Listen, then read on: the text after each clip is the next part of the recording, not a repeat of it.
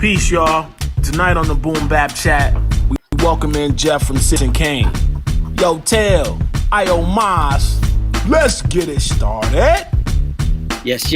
Let's do just that. I am MC Till. What's up? I am Peace. I'm Profound. What up, though? I am IB. I am Mas Marad. Yes. And together we bring you the Boom Bap Chat number 95. And we are super excited about tonight's show. Before we get into that, make sure you get into everybody's records here in Cincinnati, Ohio. If you can't visit them in the flesh, just go online, check them out at everybodyrecords.com.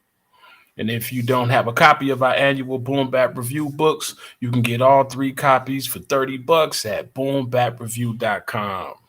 And be on the lookout for our new book, The Native Tongue Review. I'm super excited about this book. It's coming out May 27th, along with my brother Profound's new CD. Pre-order both of them and save money at boombapreview.com.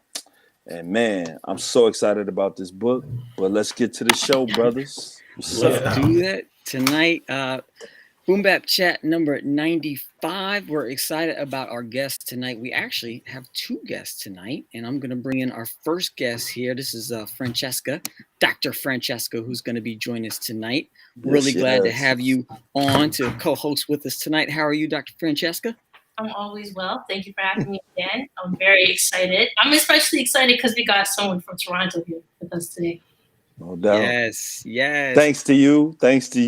Yes, thank you for that. So, bring into the show tonight. You might, if you know him today, you might know him from his basketball work, which we'll get into. If you know this man from his hip hop work, you know him as part of Citizen Kane, a super dope hip hop crew out of Toronto. And we're going to get into that, the basketball and everything in between. Ladies and gentlemen, please join me as we give a nice warm welcome to J-Spade. Woo! Yeah. Thanks for having me. Yeah, man. Thanks for being here, man. I'm going to toss it over to Francesca, who's going to give you some flowers. Yeah, so one of the things that happens when you talk about Toronto hip hop is there tends to be this emphasis on people who are already very publicly visible, right? So there's the well-known names that we know, but for me, so my background is I'm a historian of hip hop culture, and for me, it's the stories that don't get told, the people who have made tremendous contributions to the culture, and yet for whatever the very reasons are, they remain invisible in the history. And so for me, when I was put on to Jeff, or I should say when I was doing my interviews for an oral history project that I'm currently working on, a lot of people said to me, you need to talk to Spade because he has a tremendous story that needs to be told. And so for me, that's always been the most important thing, to make sure that everybody who's made a contribution to the culture gets their time to shine and their recognition and their flowers. Jeff is, aside from being an incredible MC, he is really a representation of all the elements of hip hop. He's a b-boy, he's a graffiti artist, he's an MC. He owned his own independent record label. He created, along with his sister Allison Duke, who's a very well-known independent film director, one of the first, and Jeff, you could correct me if it was the first hip hop documentary to come out of Canada. Yes, it was. Yeah, Jeff has really been at the forefront of so many things. He was known as a hip hop barber in Toronto, so maybe he'll tell some of those stories. Jeff has really been everywhere and anywhere when it comes to hip hop, and I think it's important for people to take the time to get to know his catalog, to know the contributions that he's made, and to really give him his credit. He's an incredible and all-around talent. So that's why I'm here to celebrate Jeff. He's one of my favorite artists, and I take every opportunity to say his name. Doesn't matter what space I'm in, whether it's a hip hop space, whether it's in university classes where I teach, people have got to know this name. So that's why I'm here. Thank you, Jeff, for everything you do for hip hop. You give me way too much credit. No, I really don't. I give you your just due credit. Yeah, you need to hire Dr. Francesca. I'm a good hype person. I've been told that many a time. That's dope. Thank you, Francesca, for that. Really appreciate that. When that term Toronto hip hop, what comes to your mind, Spade, when you hear that term? I don't know what that is. Like back in the days, I was around when hip hop was birthed in the 70s. Yeah. I remember those days, right? And where I was in Toronto and where I lived in Toronto, hip hop grew at the same time it was growing in New York and in the States. So I don't know the difference. You know what I mean? I just hip hop is hip hop no matter where you are, right? Yeah. That's dope, man. I love that. Yeah. And then how would you say when as you were growing up in it? Hold on a second. Before you go on, there's something I like to say about that. When like a lot of these artists up here in Canada and in Toronto, they say you got to support Toronto or Canadian hip hop, and I hear that a lot, and I understand what they're trying to get to at that. But I believe that you just support hip hop. People should buy what you like, right? And I don't believe the separation of areas and where you live has nothing to do with hip hop. Maybe the sound a little bit, right? But no one should be sounding similar anyways. So it's like just support who you like. I never ever got into that game of he's from here and he's from there, and I only like guys from there and I only like guys from here. I don't believe in any of that. Yeah, sure. You know, I think about like community and how like Iomos Profound being from Chicago, they've told stories about like, you know, that they were like not gatekeepers, but they were like people that like made sure that you were on point lyrically and on point with your skills, and like there was accountability, I guess is what I'm saying. And that to me is there's not localized, like that's very local, I would think. Was there like that in Toronto? Like were there folks, others that were like kind of not the authority figures, but like, go ahead. Yeah, where I grew up, like I grew up where I grew up, there was like I'm going way back, right? There was like there was basically like three real areas in Toronto that were really hip hop based, right? And I grew up in one of the areas that was in the East End, right? And there was guys before me, and I learned from guys before me, and hip hop back then was very you really represented your community a lot. You really represented your hood. Not like now where guys just represent themselves. Back then you represented your hood. And people in your hood made sure things were straight before you came out. And if you were straight, the whole hood would support you. And you like that. I couldn't do anything I did without my hood. Right? Because it was so expensive to do stuff back then. It was so expensive. Right. I spent hundreds of thousands of dollars back then doing stuff. Right. So I had my hood. Without my hood helping me out with that, I could not happen. Right. So you had the gatekeepers in that sense, because you had to be good and you had to represent your hood properly if you're coming out. So in that sense, I had gatekeepers. Yeah, totally. Pro IO, anything stick out to you? I mean, I think that's dope, you know, because I think it's something that's missing today. It's not as big as it was, you know what I mean? Like IO, I think what was we like 90s and mid 90s when we were, you know, coming up, and where you couldn't just jump in a cipher, you know what I mean? Like Juice would kick you out the cipher if you didn't have the skills, and most of the gatekeepers did, you know. And I think it's missing to a degree today, maybe. But then again, part of me want to say too, like when things evolve, you know, how necessary is it? You know what I mean? Or does it affect the evolution of, you know, where things are going today? And I'm kind of split. I'm kind of glad that you said evolution, because we had an event not me, but Her House had an event, and Jeff was on the panel. It was like an old school versus new school. And I love what he said about evolution, because that word came up and it stuck with me, and I had to like write it in my like my quote book. You know what I'm saying? So I you know, I like to hear, you know, what you like, your take on that word evolution, because you hear that a lot in rap music and hip hop. I hear it in sports. I hear it in everything.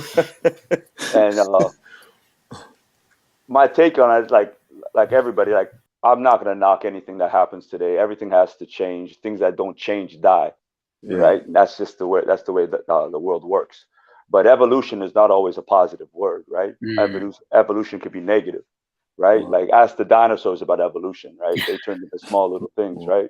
Right. So it doesn't always affect people positively. So just we can't evolve just for the sake of evolving. We have to watch how we evolve, right? Yeah. I love that. Yeah, that's such a strong point. What are you evolving into? Yeah. Yeah.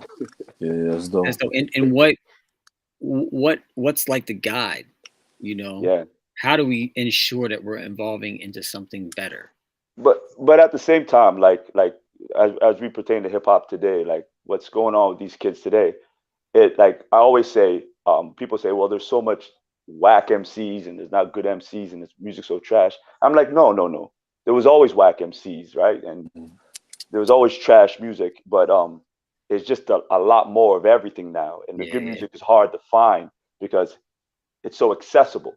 Music, being able to make music is so accessible. In our days, if you had to make music, you had to make sure you were good or somewhat had some sort of following before you made music because it was so expensive and so hard to make. So it seemed like everything was good, but it took a lot to make something, to have something come out. Nowadays, it's so easy for things to come out. You're gonna have a lot of crap with a lot of great. Yeah. I think about your group Citizen Kane. In that respect, I'm sure that there were many other groups, many other artists, but Citizen Kane, you all came onto the scene, did some stuff, did some touring, did an album. What do you think it was about you and Rob that stuck to where you were elevated in that way, and you said you had the hood behind you? What do you think it was about you guys that made that success? I was before, like as you talk about gatekeeping, right into this. I started out in the music industry as a dancer. I started dancing, and I was dancing for one of the top female hip hop artists up here called Miss Me.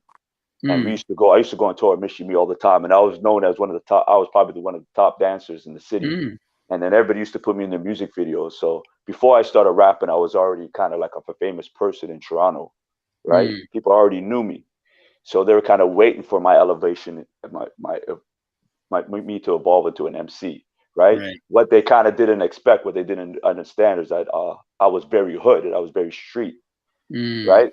But at that same time, that's what was kind of my appeal. Even when I was a dancer, I was so street, right? I was so hood based, right? And music at that time out of Toronto, even like you're talking about late 80s, early 90s, right? Rap was very clubbish, like everybody. The way people rap, they rap about partying. I rap better than you. I'm the best rapper. Blah blah blah. And when I was dropping songs, I was talking about life. I came out of the camp of the same camp of as Nas and Mobb Deep, right? But it's the Toronto sector because Nas came out off of Main Source, and the two DJs for Main Source were from Toronto. And they're and those are the same two guys who brought me out. So I came with I had the same influence as the Queensbridge guys who were doing stuff too. So I had that same vibe as them, right? So when I came out in Toronto, like I had that Queensbridge, New York street hustling vibe, and everybody that wasn't really being portrayed in Toronto. Yeah. Right. And I became that voice in Toronto. That's really interesting. When I went to that album, Deliverance, I actually thought of Noriega. Yeah. I'm telling you. That's really interesting. Yeah, that you have that Queensbridge influence. That's really interesting. Main Source produced on my EP, my first album. They produced two songs on my first EP. Dope. So, I was trained by them and Miss Me. I was trained by the like you say gatekeepers. I was trained by them. I came up under them and they trained me. Were you a dancer for the Dream Warriors as well? Dream Warriors as well. I went on tour with all of them. I was everywhere. Like I started choreographing music videos. I started choreographing movies. I did movies with Jamie Foxx and all that kind of stuff back in the days. I used to do all of that before I started rapping. Where did your love or your passion or interest in dance come from? It all is as I grew up in my hood and the way hip hop was back then, you did everything. You just didn't do one thing. Like I graphed, I cut hair, I danced. A lot of dancing. I like to dance a lot because you got girls dancing. Like you went to a club and you bust a move on the dance floor, and all the girls want to be with you, right? So that was my motivation for dancing, because you got a lot of girls, and I was really good at it. So, but that led me into everything, right? Yeah. Yeah, that's cool. Francesca, anything on your mind that you wanted to? I want Jeff to talk a little bit about his days as a barber, because I think like telling that, I was rewatching, for your viewers who haven't checked out the documentary that features Citizen Kane is called Raising Kane, and Mishi Me talks a little bit in that documentary about when she first met Jeff, and how he cut her hair. So I was wondering if Jeff could talk a little bit about that, and how he got into that, and how he became known as the guy in Toronto that gave those hip hop haircuts. Well, when I was young, right, I grew up like I say, I grew up in a really bad neighborhood, and I was supposed to go to one school around my neighborhood that was a really good school, and I was a really bad school, and I was supposed to, but I chose to go to this really good school because I wanted education. But as I went to this really good school in the 80s, back then they would look at where you're from, and they treated me different. So in when I was 17 years old, they asked me to leave school. So I left school, and I embezzled some money from my school, right? And I opened up a barber shop. What I used to do is when I was a kid, we used to always go to New York. And I used to go to New York every summer and spend the whole summer in New York, and I go to the barbershops and say, wow, man, look what they're doing in the barbershops in New York. And then I come back to Toronto, and you got these old black men cutting your hair, and you're telling me, I want to fade. They're like, what the hell is that you want to do to your hair, that crazy stuff? So I started cutting my friends' hair because we want to fade like those guys in New York and stuff in my basement. And then I got to the point when I was 17, I said, screw school, I'm going to open up my own barbershop. And I opened up my own barbershop at 17. I started doing fades and flat tops. And that was the first time in Toronto anybody was seeing fades and flat tops, right? This is like 87, right? And I had guys coming from cities outside of the city just to get a haircut from me. I had news coverage, and I just started cutting everybody's hair. And then after that, all the celebrities started coming, and I started cutting their hair. And then I met Mishi Me because she used to come and get her haircut all the time. And then I was at a club, and I was dancing in front of the girls and stuff, and she seen me dancing, and she's like, oh, you a dance too? And I'm like, yeah. She goes, come on tour with me. And then that's wow. Yeah. Man. I was really known for back in the days, because I was a really young cat and I was kind of mature for my age. I was really known for going to New York and coming back and bringing back what's the latest thing happening in New York. There's no internet, so no one knows what's going on. You have to actually go down there and bring it back. So I used to bring back fashions, I used to bring back styles and ways so I was like, in Toronto, I was so ahead of my time compared to what was going on, because I spent the whole summers going to New York. Yeah. So when did rhyming? So you're dancing, you're cutting hair, you're doing all the elements, all these cool things. Like, when did rhyming kind of elevate for you and move into the Citizen Kane space? Oh, when I saw Mishi Me is like the queen of hip hop up here, man. Like she's regal when she did that. She's like I used to watch her. We used to joke around rhyme on the street, but I used to watch Mishi and the way she conducted herself on stage, and I just thought it was wow, man. And I was like, I could do this. I used to love English. I used to love writing. I love creative writing. And I said, I could do this, and I could get a little bit deeper with it, and I could get a little more poetic with it, right? And I started writing. And here's the funny thing: when I started writing, is that my grandfather always said, if you're gonna say something, make sure you say what you mean, and you don't just jibber jabber, right? So when I used to write down rhymes and I use words, I used to go look up the meaning of words and the meaning of phrases. If someone had a phrase, I'd go, what does this phrase mean? I used to look up the meaning. So I used to like look up the whole history of a word and stuff like that, because I was always interested in words. And so it got me writing deeper. And then I look up writers. I started looking up like Shakespeare and all these people. I started getting really deep with it. So I educated myself, actually, even through Black history and everything. I educated myself through rhyming. Wow. School didn't educate me. Rhyming educated. Yeah. Yeah. Almas, I feel like you said something like that in the past. I feel like Almas, are you there, Almas? Can you hear me? I feel like you mentioned in the past how hip hop was like your education.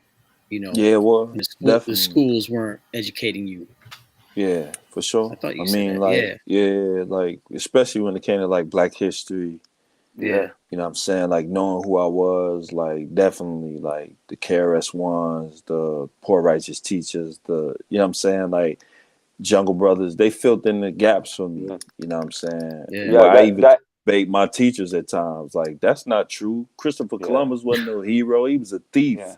And he went the wrong way. You know what I'm saying? That edutainment album from KRS-One changed everything for me. Yeah. Changed everything.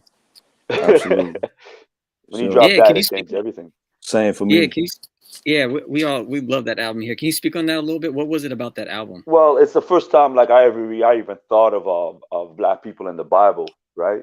You see, I'm not like an extremist or anything, but I consider myself a black Israelite, right? And just the fact that thinking of the Bible as black changed my whole perception of who we are and what we are, and then you start thinking about now Egypt is black, right? Because all that in school is portrayed as white to you at least back in the 80s, right?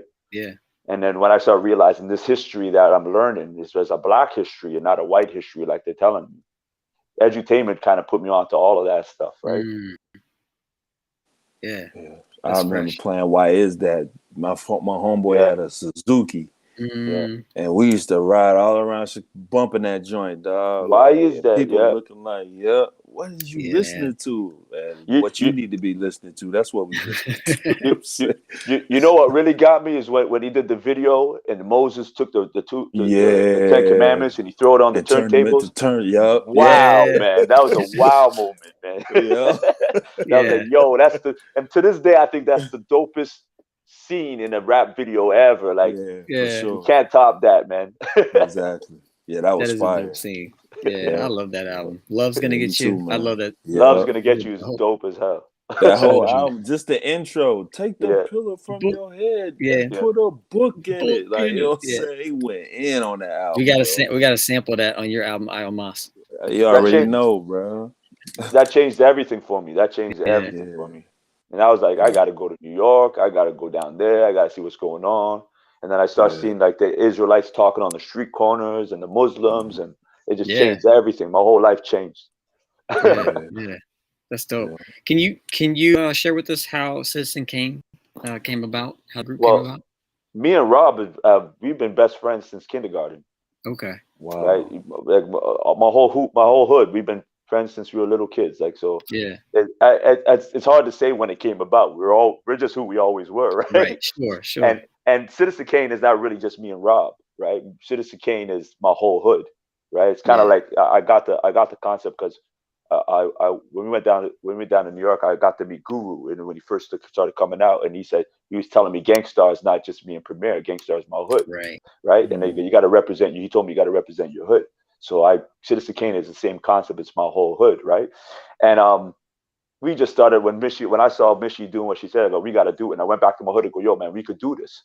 And he goes, what are you talking? My friend's like, what are you talking about? I go, we could do this. I go, we could do this. And my friend's like, I can't rap. I can't do this. I go, yo, I got you. I'll write everything, man. We just need some beats. We'll just do it, man. Right? And we started doing it. He goes, what do we need to call ourselves? And I'm a avid movie fan, right? I watch movies constantly. And the greatest movie ever written was Citizen Kane. And I said, we're going to call ourselves Citizen Kane. Because that's the greatest movie ever written. And life's a movie. Life's a movie, and that's the greatest movie ever written. And we're going to call ourselves Citizen Kane. And then we go, and we got the concept of every song we write is going to be named after a movie, and la la la la la, and it just built. Yeah. I got kicked out of my house when I was 17 years old, and I had my own apartment. So we used to all hang out in my apartment when we come with the concept. So we hang out in my apartment, and a lot of crack was being cooked in the kitchen and guns on the table. And we just be sitting there making beats, watching like Godfather movies and writing rhymes. And it was like probably one of the most creative days of my life. And we would just sit there, write rhymes, and I would just write, go, you're going to do this part, we're going to do this part, where we practice. And it just came about. It was just friends, because we used to sit down and listen to albums anyways together in my friend's basement. He was a DJ. We used to go in his basement and listen to albums, even when we were little kids. We used to all listen to all these albums in his basement. So we were always in that element as little kids. We just turned it into a group. Nice. It was just again a natural evolution into what we became. Yeah, I like this like recurring thing I'm hearing from you. How it's just like just organic. You know, Yeah. hip hop is just organic. Yeah, go ahead. I never thought it would be a career or you can make money from this. We were doing it because we always kind of did it. Right. You know what I mean? Like we were like, yo, let's rap. We're gonna do this. We go on tour. We're gonna and we never thought we're gonna be rich. I never ever thought in my brain I'm gonna be rich. That never clicked. I was like, yo, we could do this. We could do this for the rest of our life. We don't have to work. We could just rap. Right. Hip hop. We could just be hip hop for the rest of our life. That was the goal back then, just to be hip hop for the rest of your life. Yeah, it wasn't to be rich. It was just to be hip hop. Did that goal ever change for you? No, and I still am. My kids are hip hop still. I mean, when I had my boys, I moved close to my area where I grew up, and I made him go to the same school as you, right across the street from our hood, and he grew up in the same element as me because I believe it's such a beautiful element, even though it's a hood. It's such a beautiful element. Most guys run away from it. I run to it. Why is that? Where can you expand on that? I think that's a really dope. Well, in my hood, I'm looked as a positive, very positive, because even though we were hustling, I was always going to the younger guys and even the guys my age and get them involved in music and say, listen, man, we could change this. We don't need to hustle no more. We could use this music and change it, right? And I always had that positive attitude in my hood that, yo, man. And I tell the young guys, stop hustling. I see these guys come out of prison, and he goes, man, you went to prison again? They go, yeah. I go, man, you ain't even good at being a criminal, man. You might as well just stop being a criminal, man. You're not even good at it. You keep on getting caught, right? I go, you start rapping, man. Start doing music. Start getting involved in this business. I go, you don't even just have to rap. You can manage. You could do, if you know how to run a gang, you know how to manage a rap group. I used to tell, like, so even now when I go back to my hood, everybody greets me in a positive way.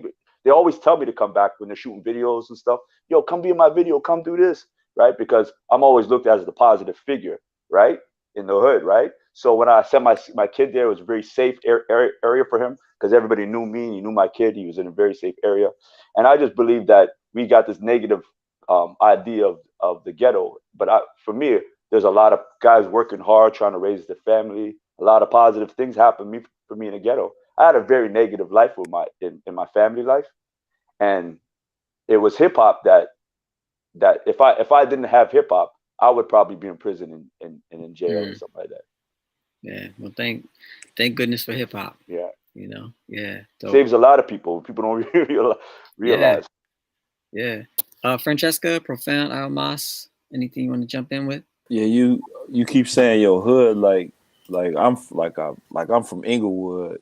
So what's the name of your hood in Toronto? My hood is called 400. Because you say you're from the East End, right? You're from the East End, right? It's called 400. It's called 400. Okay. I grew up my hood when I was a little kid. Like I used to grow up. It was right like the 70s. It's kind of right after Vietnam. There was a lot of guys. Even Canadians went to Vietnam, right? And you had a lot of guys come back to the hood and raise the kids in the hood. And I seen a lot of guys have that postpartum or whatever from the Vietnam and go crazy on the roofs with the guns and stuff. And PTSD. then I had a lot. Yeah, PSD. Yeah, that's what it is. I seen a lot of that.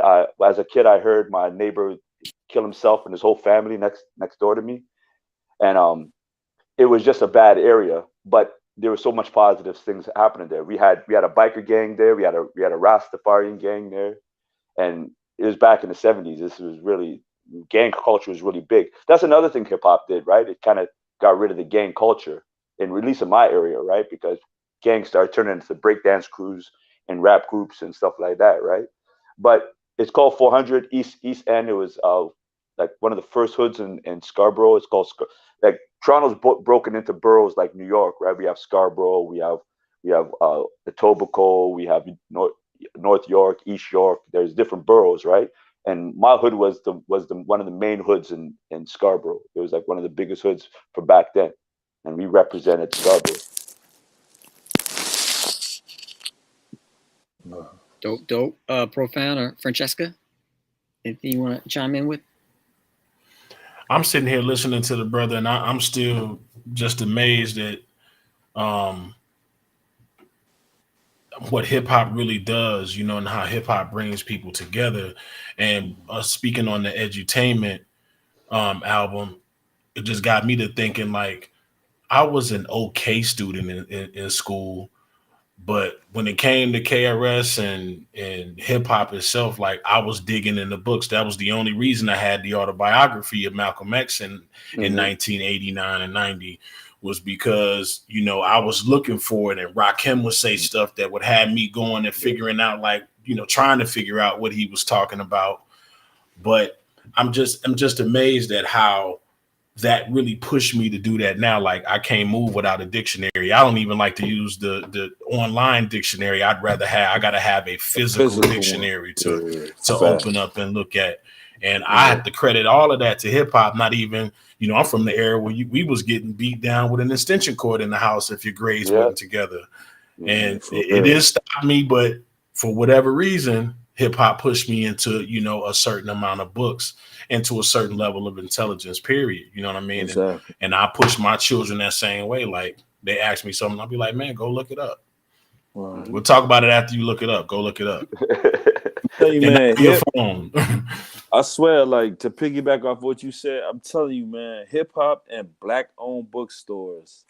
What kept me, you know what I mean? Like, and then the bookstore would have like an open mic, and then they would have building sessions. You know what I'm saying? Like we was always around like that type of culture where we was like, yo, let's build, man. And then you got the 5%ers, then you had the, you know what I'm saying? Like, man, like let's build, God. Like, you know what I'm saying? Then, it was just like, man, it was something electric about like just having a knowledge and the understanding of who you are, like coming into an awareness, bro. And I just feel like that's missing today, bro. Especially in that era, right? Because we were being lied to so much in our education.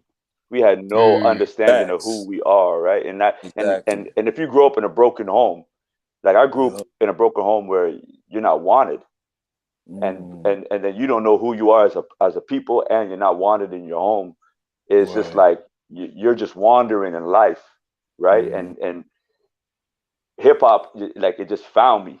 You know what I mean? It just found me and it directed me. And now I'm a father raising my kids, and I would have never had it. Like I would have probably went and told my partner who I rap with. He's life in prison. I think he's doing life in prison, or he's hiding out. Like I could have went that route, right? But he went this way, I went that way. He just never embraced it as much as I embraced it. Yeah.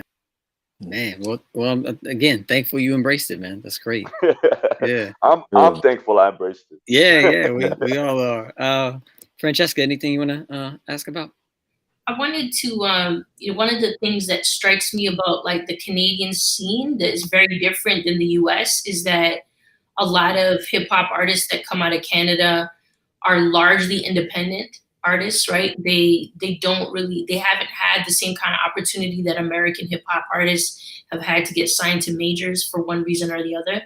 And so Spade is part of that long legacy or trajectory of hip hop artists that created their own independent pathway through his particular record company.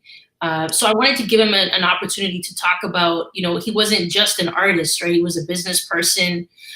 He was on the side of, actually producing the material culture of hip hop, and what that was like, right? What it was like fighting to be an independent artist in the Canadian marketplace. So just to give him an opportunity to talk about that, because he has a tremendous story where that's concerned.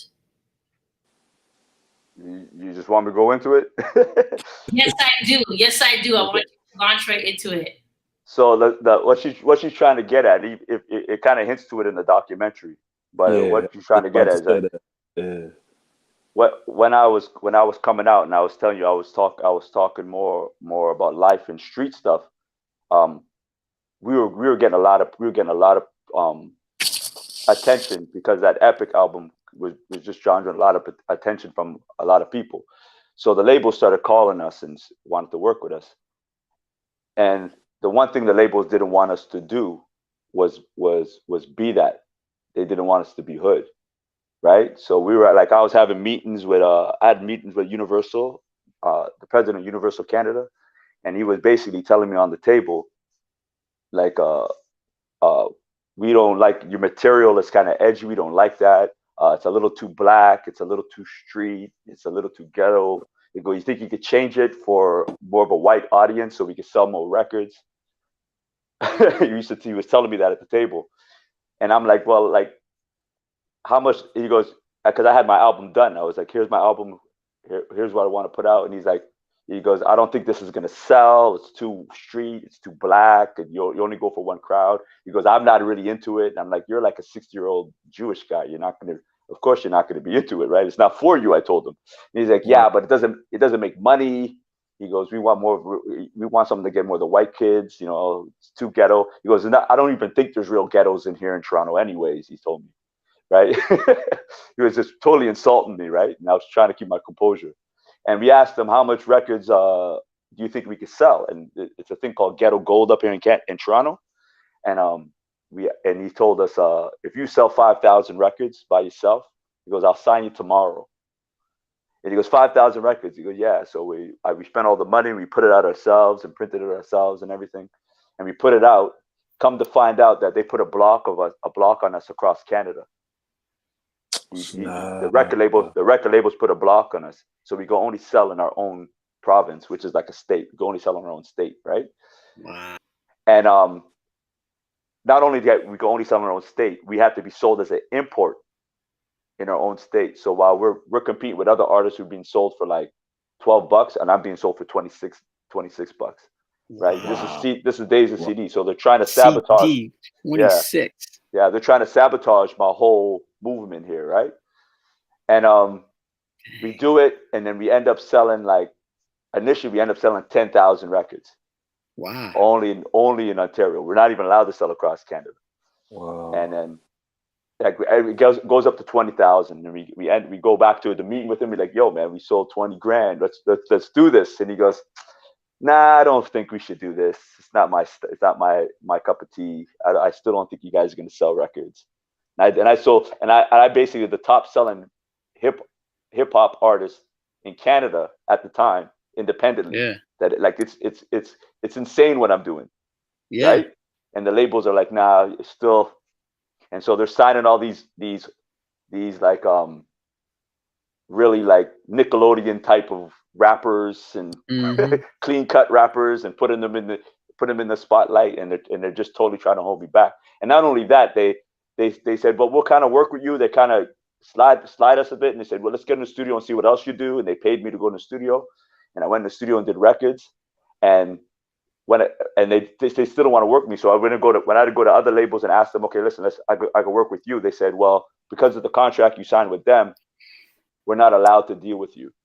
So they shelved me, and they wouldn't let me come out.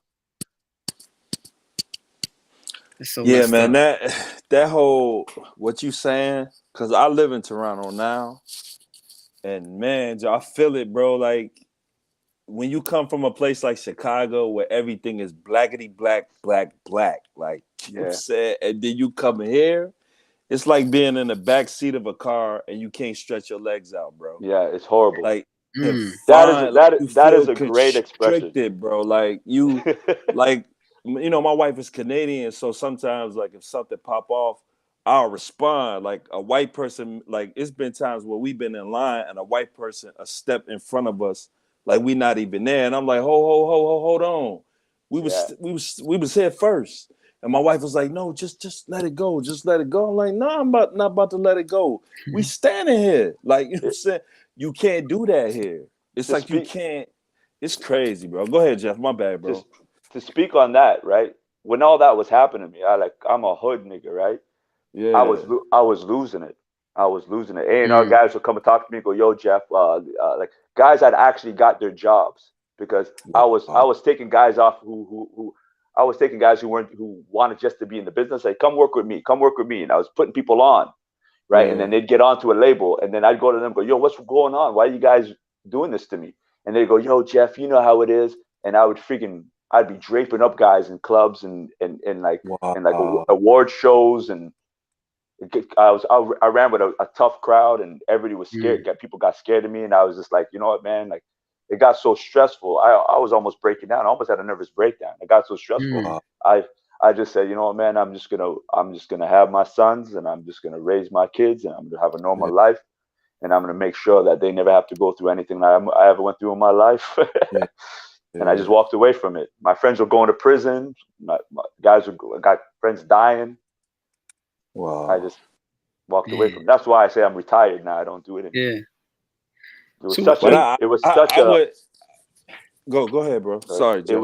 It was like coming from nothing and building this all from nothing. Like I spent $600,000 putting out albums, and I could have bought a house, right? Like I could have bought all kind of stuff. I could have been a millionaire with those things. I spent so much money trying to jump their ropes. Yeah. Right. And to get $1 million contract, I was headlining shows in New York. I was headlining shows in Cleveland. I was traveling all over the world. I was selling records out in LA. Wow. And they were and Toronto was just like, I don't know. You know, it's just like I didn't understand it. I broke down, man. Yeah. I broke down. I could interject to put it into like even greater like industry context. In Canada, we have something called CanCon, which is basically like a quota or percentage that's given prioritization to Canadian artists. So you have to meet a set of criteria that's part of what is called the MAPL system, MAPL, right? So things like your content has to be created by a Canadian artist. It has to be produced by a Canadian artist, written by a Canadian artist, created or produced in a Canadian space. Like there's all these rules. And if you meet all of that criteria, then you qualify as part of the 30%. So this is already in place when Spade is making music, right? So even though that percentage is working, right, to benefit Canadian artists, it doesn't work here in his case. So that's what makes the story of him being sold as an import in Ontario that's the province that we're from, right? Or the state using American language. That's what makes the story so atrocious, because he literally got blocked out of the market, right? He met all of that criteria and yet is still being sold as an import in his own country. In his own city, really. They literally try to blackball me so I didn't succeed. And I still succeeded tenfold. And then after I succeeded tenfold, they still wanted to act like I didn't succeed. So I live in a city. I live in a city where in the underground market, I'm looked as a folk hero, right? But in the industry, they act like I never existed, right? So. And that's why, like at the top of the podcast, I mentioned like why I'm so passionate about getting Jeff's story out, because he really is that folk hero, right? He really is that person that the industry continues to erase out of history. And I've made it part of my initiative as a historian to make sure, and I have written about Jeff's story because I want people in the Canadian history books to know who he is. Yeah, I just did a guest lecture, and they was like, all the Canadian artists that I know, they leave. I was like, no. I was like, y'all never heard of Citizen Kane? Y'all never heard of Jeff Duke? Like, he ain't left. He's still here. You know what I'm saying? I'm like, never heard of him before. Yeah, that's crazy. It's crazy because at the time too, I was torn with Redman and Master Ace and. Oh, word. Yeah, I was torn with some like awful, like I was torn with all kind of guys. I was doing shows I was opening up for Ghostface and Raekwon and nice Boot Camp Click. I was in that circles, right? Yeah. But the Canadian market, the American market loved me. Like I remember going down there and talking to Evil D from Boot Camp, and he had all my records and stuff. And I was like, wow, you have all my records. But in my city, these guys are trying to stop me from being successful, right? And then they're putting guys in place to in front of me, so I act like I didn't exist. There's one time I went Gangstar invited me to the record release party in Toronto. I don't know if I told you this, and I don't really like freestyling. I'm not really a freestyler. I'm a written rapper, right? I can't get on the mic and kudos to anybody who could do that. I can't do that. I'm a written rapper, right? And Guru came up and he goes, I want you to freestyle. And I'll spit something I got. I don't freestyle, but I don't really like doing that, right? I like performing. I don't like freestyling, right? So he got all the Canadian rappers up on stage. This is the thing. He's gonna at his record release party in Toronto. He wanted to show all the Canadian rappers their stuff. So I'm on stage, and he personally pulls me up on stage. So I'm just waiting my turn. Rappers are rapping, and I'm waiting my turn. And Guru comes up to me. He goes, "Oh, listen, man, this guy's gonna rap, right? And then I'm gonna give you the mic next." And there's this group called the Circle, right? And there's a Cardinal Official. You might not heard of him, right? There's a guy named Cardinal Official, Shaw Claire, and all these guys, and they're all like suburban goody two shoe rappers, right? And I'm like, "Hey, yeah, cool." And so Guru, the guy finishes, and Guru gets the mic from the guy, and he goes to turn towards me, right? And this is the midst of everything happening to me right now, right? And Cardinal grabs the mic out of Guru's hands and hands it to this guy. And the mic is almost to my face, and he grabs it out of Guru's hand before he can hand it to me. So my hand is up, and he's grabbing it out of my hand. You can picture that, right? He's grabbing it before it can touch my hand, and he gives it to Shaw Claire. And then Shaw Claire turns to the mic and turns to me, and he winks at me like, "Yeah," right? And I'm like livid, right? So I walk up to his face on stage, right? And this is the middle of a Gangstar's record release party. And I walk up to him on stage. He's holding the mic like this, and I walk him face to face to him. And you can hear me over the mic. I'm like, "Yo, man, like, can I swear? I'm okay with swear." Yeah, he goes, I'm gonna fucking kick your fucking ass if you fucking look at me like that ever fucking again." I say that to him on the mic. And it comes over the mic over the speakers, right? And then I walk off stage and let him do his thing, right? And this is just give you an insight how it is, right? Yeah. And then he proceeds to start rhyming, and he starts saying stuff towards me, saying, "Oh, you can't touch me. You think you're this. You think you're that. You can't touch me," right? I'm really kind of there. I'm there with myself and a girl. I'm not really with my crew, and he's with his whole crew, right? Yeah. I flip out. I part the whole crowd. I walk through the center of the floor, and I part the whole crowd, and I jump on stage, and I grab Chaclair, and I pick him up, and I throw him into DJ Premier. What? He goes flying into DJ Premier. The whole turntables, everything goes flying. Oh my gosh! And this whole crew is on stage with him, and I'm like, "What are you guys gonna do? What are you guys gonna do? I'm here. What are you gonna do?" Right? And because I was such a folk hero back then, the whole crowd jumped on stage with me and started jumping on them. Wow. And I just turned around and walked off stage. And that gives you an idea how I was up here. Wow. Did you ever talk to Guru after that? No. I was soon after I was out of the. That's the first time I ever heard that story. You never heard that story, Spade. Yeah, there's more stories like that. Like I was flipping out because these guys were the labels were putting these guys ahead of me. Yeah, right? yeah. And they were not proven. I was outselling all of them. Right. And the labels were constantly putting them in front of me, and television was putting them in front of me, and I was outselling all of them. And it was just so frustrating. I was breaking down. I got to the point. I got to just stop. I got to get out of here. And you made me not even like them dudes no more, man. You're putting so much money, time, resources, all the relationships that have supported you, all that into it. And the worst of it is that, as I look at it, I was authentic. Yeah. Like these guys were just like wannabes. Yeah. Right. Like you can always tell a wannabe rapper, right? I'm not saying you have to be from the hood, right? But you can always tell a wannabe, right? Yeah. The guy's name was Shaw Claire, and he was playing like he was the ladies' lover, right? It was so whack, right? To me, I know I never say that too much, but to me it was so whack, and I was just like, these guys are not authentic, and I'm so authentic that you guys are smiling your face, standing in the way of another black man and happy about it. I don't know how you guys can live with yourselves. I was so pissed. Yeah, rightfully so. Yeah. So great. Like I had a lot of episodes like that, and I just had to walk away from the industry. Yeah. Francesca, you said you've written about this in Spade's story. Is that published somewhere where people can buy it or go check it out?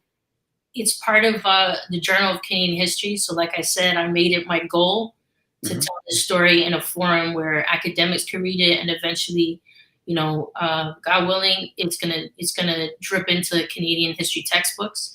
I'm happy to share that with the team here. Yeah. The article is called "We Don't Have Those American Problems," and it's really about the history of anti-Blackness in the Canadian rap music marketplace. And Jeff's story is one of the stories among many of how Black artists and hip hop artists more specifically get treated in Canada. One of the most prevalent questions that a lot of people ask, whether it's in the interviews that I have with them or just generally in conversation, is why it is that Canada doesn't have a hip hop industry that's akin to the United States. And I make the case as a historian that it is because of the way that Black artists have been historically treated in Canada.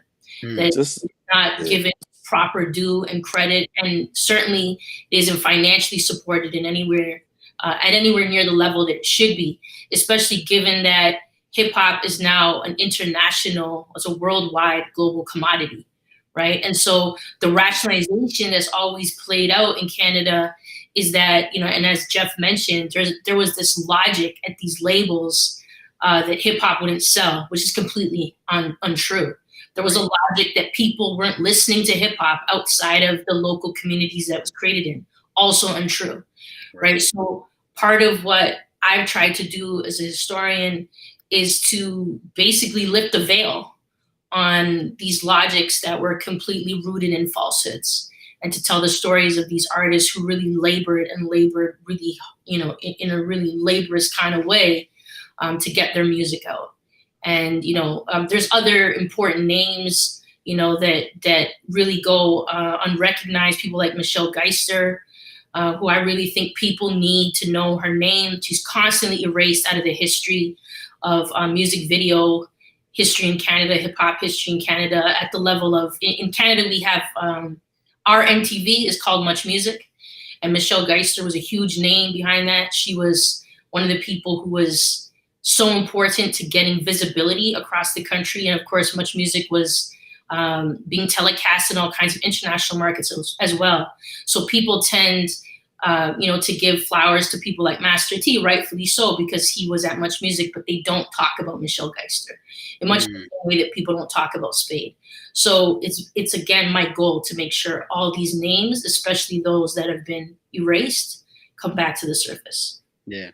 Well, I think that's intentional, because we had Brother Jay on, and even in the academy, like when reading these like academic articles, they always talk about the Kanyes, the Kendricks, but you never hear them write about the Brand Nubians, the Poor Righteous Teachers, you never hear them, X-Clan. You never hear them write about none of that. And that's reason why I got into the academy, because I was like, I gotta change that, bro. So me and my mission and Francesca's mission is very similar, because I'm tired of hearing the same dudes. But like Brother Jay said, the academy feeds off the industry, and the industry feeds off, they work together, you know what I'm saying? So they only mention those that they collaborate with, or who they vibe with, and those that's doing real and those that's authentic, they get erased out of their history. And that got to change, man. That has to change, bro. That has to change. You know what I'm saying? Yeah. So, Spade, were you about to jump in with something? Yeah, I was just saying, like, like to me, it's very apparent, right? Like, because when I say, when I'm talking about how they don't want to work with me, people have the perception that I wasn't really doing stuff, but I was doing like talk shows on television. They had me on talk shows. I was doing sports shows, like you have TNT.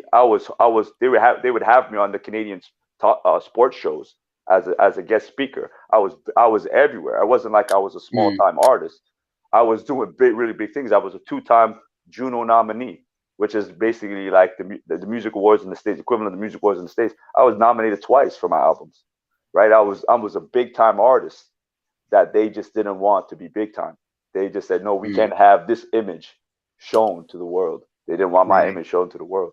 And it's just like, and the funny thing is too, is I was a very lyrical person. Like I would talk very educated stuff. It wasn't like I was spewing, I'm going to kill you, I'm going to kill you. That's not how I rap.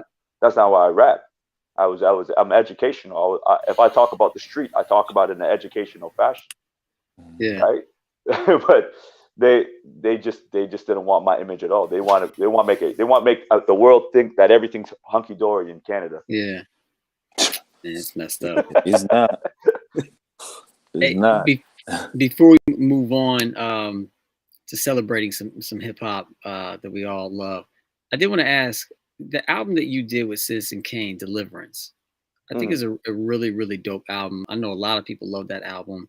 Can you, as you were talking about earlier, and how you sold, so many thousands of albums, but then the label was like blocking you. Can you place that album Deliverance like in that story? Where does that album fall? The album Deliverance was the album I approached them with, and they said it wasn't good enough. And then I put it out, and it sold all these. That's the album that sold all these records. And it's a funny thing too, because they put me back in the studio, and I did 2 albums worth of material. Wow. And then I quit without putting it back out. Wow. So if you ever go on YouTube and you look up Citizen Kane, Scartown Unreleased Classics, it's a double album of stuff. It's not even mixed or mastered, and it's the album that it's the other album after this album that 2 more albums I was supposed to put out. I was a workhorse. I was like Pac. I was in the studio all the time, right? And to me, even when I listen to that album's like 10 or 20 years ahead of its time. It's probably one of the greatest works I've ever did in my life, and it never got to come out. So I love Deliverance. I think Deliverance is amazing.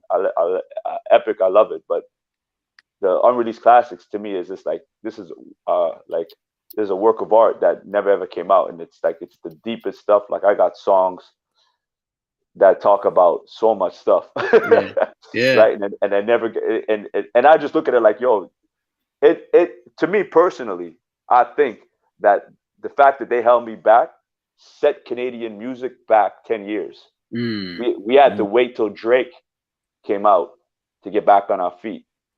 I believe that if they put me up, this is just my belief. Like, people could say no.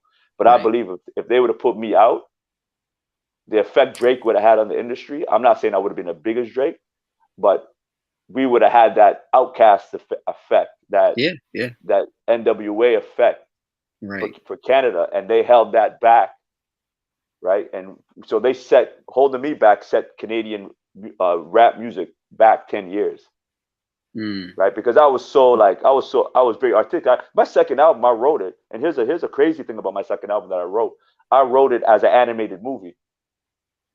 Right. So I wanted to be an animated movie. So I'm an artist, right? So I drew all the characters. I wrote the movie. I did the album. It's supposed to be an animated movie I was going to put out for that second album. And just imagine just imagine in like 2001 a hip hop animated movie.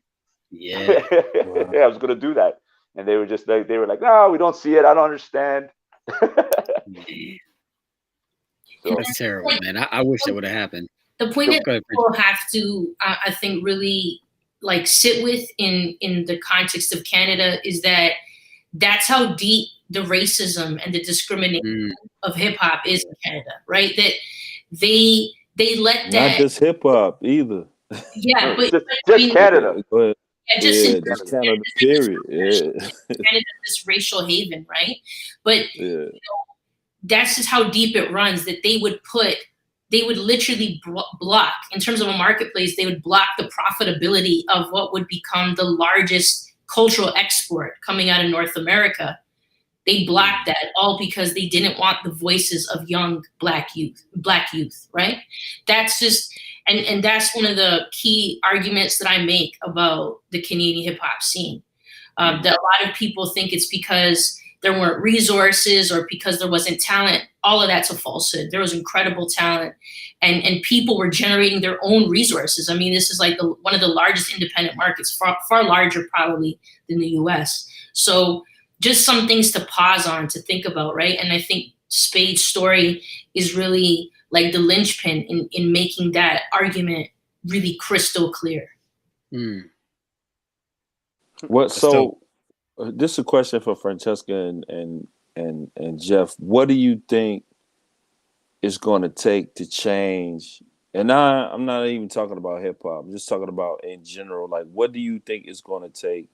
Because you even see it within TDSB schools. You know what I'm saying? Like, me having conversations with Black students and the things that they have to go through still. You know what I mean? So what do you think it's going to take for that anti-Black, like that whole aura? What do you think it's going to take to change that here? I'm kind of dealing with it with basketball, right? My son is one of the top point guards in Canada, and he's about to travel to Indiana for an AU tournament next weekend, right? But he had what a guy I work with. His name is Vidal Masai. He had 8 of his players in the March Madness tournament from up here, right? He has pro players in the NBA, and he hooked up with a school up here in Toronto. It's called Bill Crothers. Bill Crothers up here in Toronto is a school that's built just for athletes. It's an athletic school. The whole school is made for an athlete lifestyle. No one doesn't go to that school except for athletes, right? And some of them are pros, some of them are NHL players, some of them are soccer players, whatever. They gear your school around your athleticism, right? So they asked Vidal to come and coach and build their basketball program there, and he went there to build his basketball program. And he did it the first year he came in there, he took his team to the finals, and he lost in the finals. First year building the basketball program there, he takes him to the finals. The whole starting 5 lineup go to D1 schools, right? That summer, they told him they got to part ways with him because they don't like how he's operating. And he goes, you're selling these white people telling them, you're selling these Black kids false dreams. You're not doing anything for them. We want to take the basketball program away from you. But we don't want you to contact the students no more. Every basketball player he brought that was there, he brought himself. He goes, we want to keep your players, and you got to get away from me. No contact with the players. They basically try to shun him out. This is a guy who comes to your program, takes your team to the finals, and puts 5 Black kids in D1 schools. And he's trying, and you have the white education, the whatever you call the principals, and everybody tell them that you're not doing a good thing for Black kids. Yeah, that's crazy, bro. So what do you have to do? That's full ride too. That's full ride. They don't have to pay for it. That's full ride. Yeah, full ride. So what he had to do this year is that he had to create his own private school to have a prep team. So he built his own gym with his own money, built his own gym, created his own private prep team. And because of he wasn't actually Toronto's school board, the kids have to stay in Bill Crothers and play for his team. And my son played for his team. My son went to the Final Four, which my son is grade 11, which is grade 10 in the States. So there's seniors and there's 5th years that he's playing with. So he's 16 playing against 18, 19-year-olds, some are 20-year-olds. And his team went to the Final Four. My son was like one of the top players in the league, right? And Bill Crothers tried to have a team, and their team flopped without him. This guy's one of the greatest trainers in Toronto, and you have the Toronto school boards just trying to shut him down. It's terrible. Wow. And he's a Black man. He's a Black man. But he's highly successful because he doesn't really he has to deal with the schools when they're in high school, but he's dealing with getting guys to the NBA. So he deals with a lot of D1 schools, and he deals with a lot of NBA programs. So he looks at them like regardless of what you do, these kids are going to D1s. These kids are going to. So staying on that, what was Jamal? Because I know Jamal Murray's father is a trainer, right? He trained. Yeah. He trained. Is he in Toronto or is he GTA? He's just outside of Toronto. He's in Ontario, which is basically like the state, right? But we all go through it. We all go through it. It's kids are being successful in basketball in Toronto despite what is happening to them. And it's like with music, with everything. Like even Drake, like people talk about Drake, who was clean cut, but Drake, I remember watching Drake when he first was trying to get on, and he was standing outside of clubs, and no one wanted to do anything with him. Everybody was walking by him. No one paid any attention. And then it wasn't until he went to the States and Young Money and those guys started dealing with him. Yeah. And then after he became successful, Toronto's like, oh, he's from Toronto, and it's like you guys didn't do nothing for him. It's just the way it is. It's like the same as Chicago, to leave, bro. Yeah, we have to leave. It's the same as we have to leave to be successful, and it's a sad thing because at the time I was doing music, I never wanted to leave because I had a daughter, and I go, I'm not leaving my daughter. I'm not leaving my daughter to be raised by a mom. Like I was raised in such a bad situation. I'm not doing that to my daughter. My daughter's gonna have a father. I don't know my father, so I refused to leave, and because I wouldn't leave, I have to run into this whole problem. Yeah. Well, props to you for standing for your daughter, man. That's dope. Now she's married, and I have 2 grandkids. Oh, nice. That's lovely. So it's a lovely ending. And you coach basketball, right? Yeah, I coach. I've been coaching my son since he was a little kid. He was born with a basketball in his hand. My sister was a 2 scholarship athlete. Both of my older brothers were champion boxers in Canada. So I come from an athletic family. I was a baller.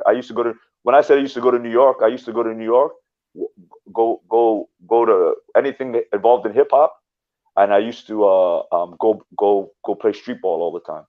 But if you guys have time, another funny story. Yeah. I must have been like I can't remember. I must have been 18, 19. I was in New York, and we went to Manhattan at nighttime. We went to Manhattan. We could go to Manhattan. I might have been in my 20s, and we're outside the club. I think it was Funhouse, and we were like, we want to go in this club because Andre the Giant and AG are performing. And we're like, yo, I got to get in this club. We got to get in this club. There's like 5 of us from Toronto. We're just teenagers, or just a little bit older than teenagers. I can't totally remember, right? And we're like, how are we gonna get in this club? It's packed outside. And this guy comes walking over to me and goes, you guys want to go in? I go, yeah, we want to go in. He goes, okay, listen, give me $20, and when I go in, you follow. And I said, we gave him $20, and we're like, I hope this guy doesn't rip us off. So he goes, okay, now. And then we go to the door and we walk in. And when we're walking in with his whole crew, there must have been 30 dudes. And we're walking in, and we're not even going through the metal detector. We're going around the metal detector in my head, right? And then we're inside. We go, yo, we're in. And then I'm partying with these guys. They're from the Bronx. I'm like, yo, we're partying with these guys. Yeah. And they're champagne. It's the first time I ever seen people drinking champagne in the club. I'm like, yo, champagne in the club, right? We're in the club. And then the guy who let us, who I gave the money to and everything, we look on stage, and then Andre the Giant is introducing him, and it's Fat Joe. Yo. And he starts rapping on stage, and he just come out with his song, hey, yo, you gotta let him know, Joe, you gotta let him know. And we're like, yo, that's the guy who let us in this Fat Joe. That's dope. So I was experiencing a lot of stuff in New York at the time, right? Like, yeah. So I had a different mindset in Toronto because I had this New York experience all the time. Right. Did you have family in New York? That's how you. Yeah, I have family in Flatbush. So we go like when I say I go to New York, like I would not. It's not just for a week or two. Whole summer. We stay in New York for the whole summer, and we go to everything. I'd go to any concerts, parties, everything. Right. Just trying to experience the culture, and it's like once I found hip hop, I fell in love, man. That's dope. That's dope. Any final questions from the crew tonight? No, I'm good. This was great, man. Yeah, man. Yeah, this was good, man. No doubt. Cool. Well, listen, the last thing that we like to do, second to last thing, is we like to celebrate some of the albums that we know you like, know you love. So we're gonna play a little game of sorts, kind of a storytelling game tonight. I'm gonna show you 2 separate albums, and if you can just take them in for a moment, and if anything comes to your mind, I'll say the titles too. If anything comes to your mind, any stories, any memories of either album or both album or the group, whatever, you can share those stories with us tonight. All right, sound good? Yeah. All right. First 2 to help you spark some memories. We got the infamous Mobb Deep, and then their follow-up, Hell on Earth by Mobb Deep. Yeah. I think P is one of the greatest rappers that ever walked this planet. He's the master of simplicity, which people underestimate. Everybody's trying to be complex, and he's the master of simplicity, straight to the point. Changed everything for me too. Like it just the fire behind their words, and the melodic, like just the way their music was just amazing to me. The production's amazing to me. I used actually one of the producers named Product. He did some songs for me on that double album. Yeah, that's my group right there. Oh yeah. Did you ever get into those debates on which album is better, these two? No, I don't do that. Yeah, good. I like that. I don't do that. You couldn't have one without the other. Yeah. I feel like this is one of the best 1-2 runs in hip albums are just. So hey man, I just think the whole run was like even a P single, is single project was off the hook. Yeah. That Keep It Thorough is one of my favorite beats of all time. All right, 2. Maybe not the first albums you think of when you think of this artist, but I'm just curious to know your thoughts on this, or if they bring back any memories. This is God's Son by Nas and Street's Disciple by Nas. Yeah, they're not my favorite works, but anything Nas touches lips on is amazing. Is a work of art to me. They're not my favorites. I love them though. I listen to them all the time. I'll listen to Nas anytime, man. Me, I'm more of an Illmatic and a Stillmatic. I think Stillmatic is one of his, even though everybody loves it, I still think it's underappreciated. Yeah, Stillmatic. Yeah, the song Poison is insane, is ingenious. Yeah, right? That's one of my favorite. Sorry, I'm going off topic for you. No, you're good. You're good. No, it's all good. This is why we celebrating these artists and these albums, man. It's all good. It's all good. All right, the last 2 of the night. To me, I'm saving the best for last, but you may think differently. All right, last 2 here. We have Daily Operation by Gangstar. Oh God. And Hard to Earn by Gangstar. What are you doing to me? Why are we doing this? Why don't you just put like Holly Berry and Nia Long? Like, I don't know. I don't know what to say, man. Like, Guru is a master, man. Like, Premier is a freaking architect. Like, I don't know. I actually, the first time I met him was at Much Music. Michelle Geist introduced me to him. I spent the day with him, and he's just such a chill brother, man, and very insightful. He educated me on a lot of stuff, man. Like,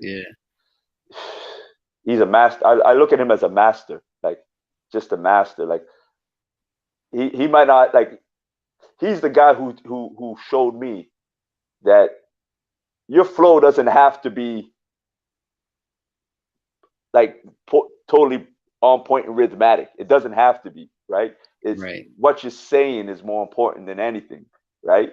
Because if you look, if you were to like, if you look at Guru, if Guru was out today and rapping the way he was today, a lot of guys say right? You never heard him to go but that was part of it. That was part of the sound and the ingenious of Guru is just the way he delivered. His delivery would just you have to stop and listen to him. You know what I mean? Mostly the voice, I love like those albums. Like, I'm not a type of guy to say this album's better than that album. This album's better than that album. I don't really like doing that. It's all, I like to listen to them. It's all part of the growth, right? Everybody goes, Illmatic is probably Nas's great album, but I'll tell you, It Was Written is probably is probably just as good as Illmatic, right? Like, you know what I mean? So it's like, it's hard for me to decide. I can't pick between Rakim and Nas. I can't pick between Rakim and Cool G Rap. One of my favorite rappers of all time is Melly Mel. I couldn't pick between Rakim and Melly Mel. Melly Mel is a genius, right? And you wouldn't have Rakim without Melly Mel. You wouldn't have Nas without Rakim. How you pick between them? No doubt, and that's good. To me, it's like good evolution right there. You know, it's evolving to something great. Now, if you're talking basketball, you want to talk Jordan and LeBron. I'm gonna go Jordan all day. You got Chicago heads all day, here. Boy, all day, bro. Not even close. Not even close. Not even close. Not even the same universe. Y'all know Wild Child from the Loot Pack? You know this group? So I think I do. It sounds familiar. Yeah.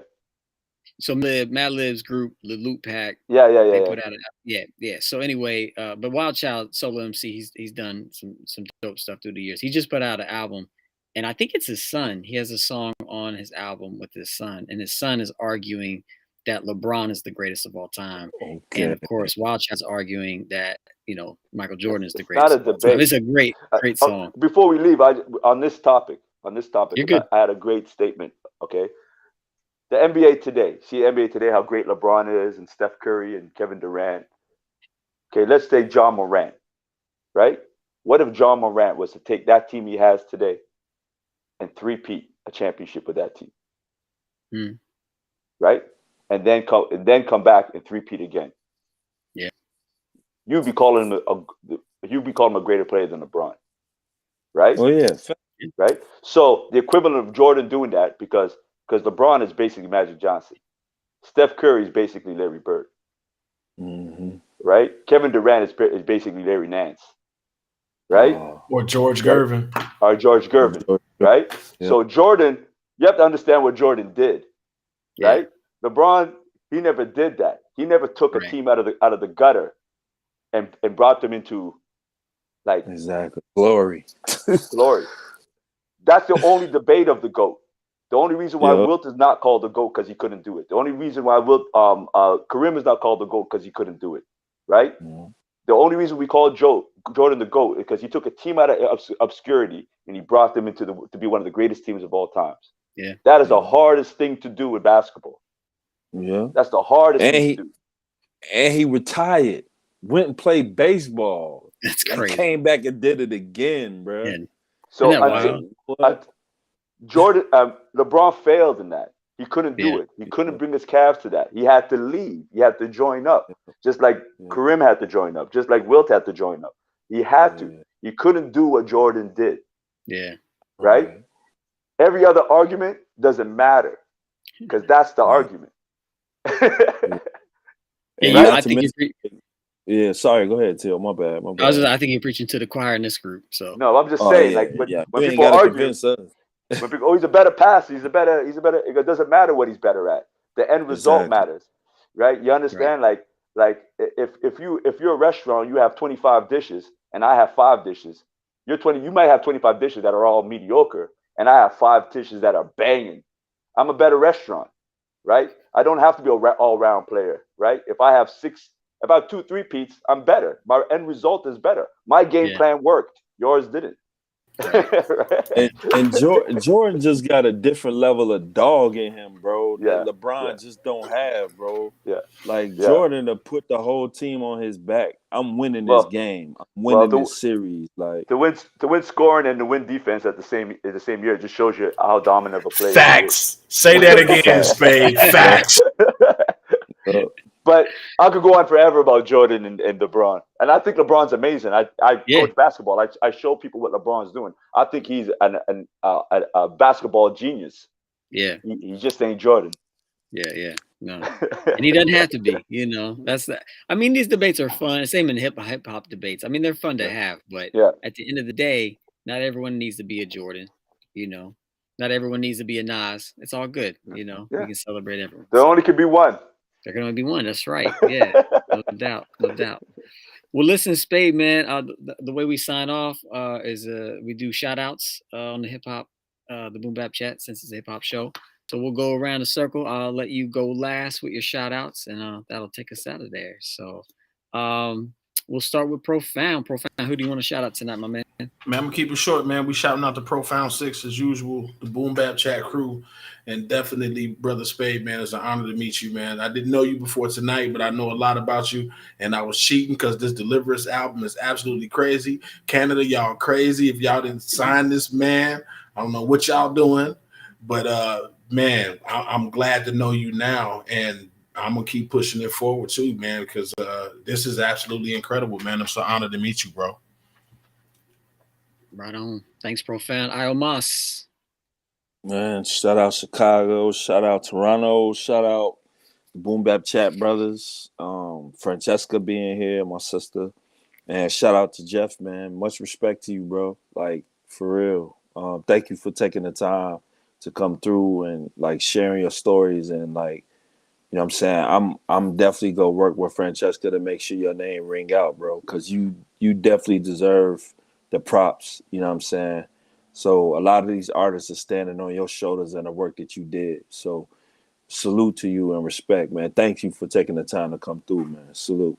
For real. Thank you, Almas. Following you, I want to also shout out Francesca. Thank you for being here, and thank you for the work that you're doing. It's a very important work, and we really, really appreciate it. Thank you for making this night happen. So shout out to you, and Spade, shout out to you, man. Echo my brothers that just appreciate you, and your legacy. And what I heard a lot of tonight was just like,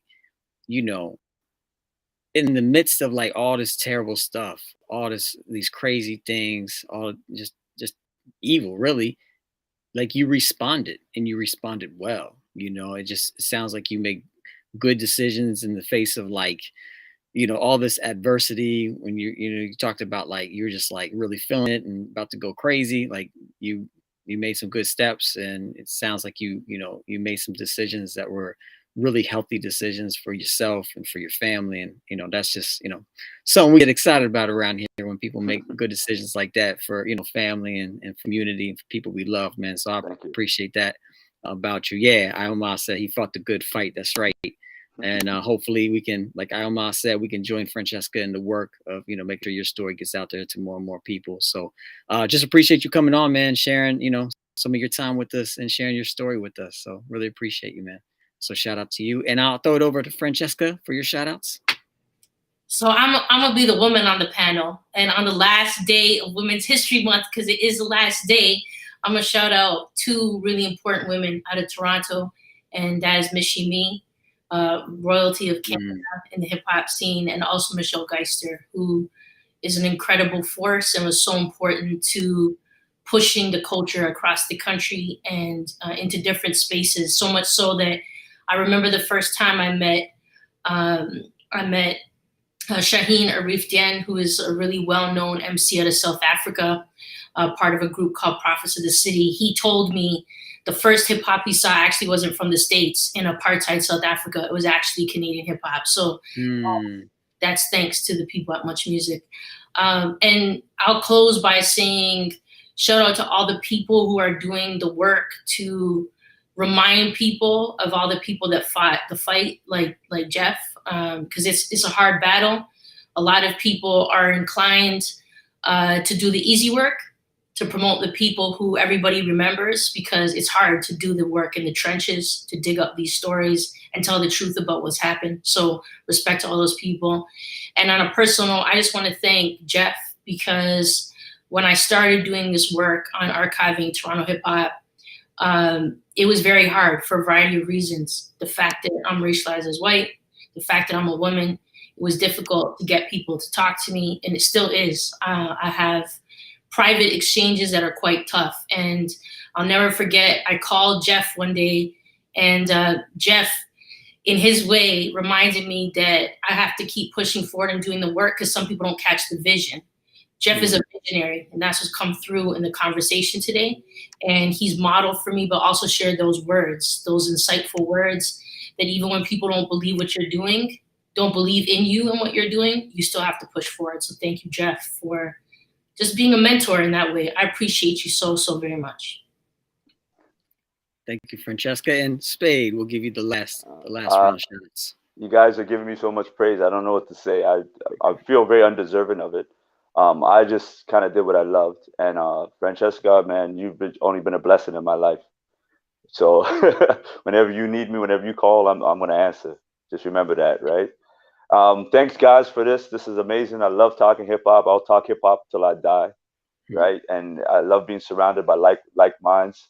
It's one of the greatest things. Yeah, I don't want to shout at anybody. I don't really I stick to myself a lot now.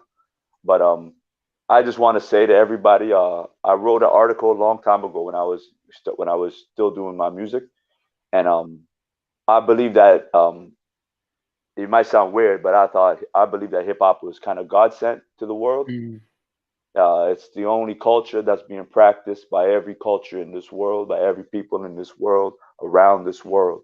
It touches anybody from any race, color, creed, religion, whatever. Everybody relates to this hip hop.